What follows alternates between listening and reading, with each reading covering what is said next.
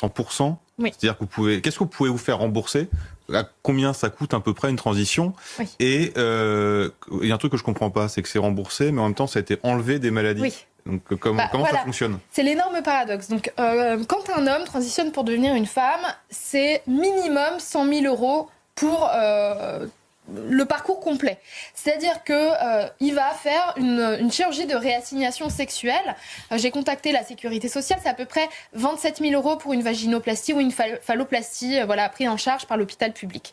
Ensuite, on va avoir les féminisations du visage. C'est tout un tas d'opérations. Il y a le menton, les pommettes, le truc, le machin. Enfin bon, il y a beaucoup de choses à faire pour féminiser ou masculiniser.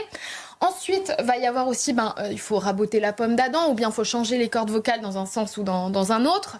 Ensuite, va y avoir les cheveux, donc ces messieurs ont des calvities, donc il faut régler le problème, il faut porter des perruques.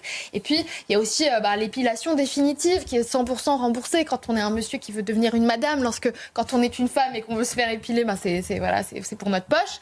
Donc, il y a tout un tas de choses. Il y a aussi la rééducation de la voix. Et puis, il y a les anesthésies. Et puis il y a les rendez-vous endocrino, il y a les rendez-vous avec le psy, il y a les rendez-vous. Bref. Et de l'autre côté, quand on est une femme qui transitionne vers homme, ça coûte moins cher, c'est à peu près 40 000 € parce que souvent les transitions sont quand même mieux faites. C'est plus facile pour une femme de paraître un homme que l'inverse. Et effectivement, la blague, c'est que depuis les années 2010, Roselyne Bachelot a décidé que le transsexualisme était dépsychiatrisé, mais c'est quand même remboursé avec une ALD, donc une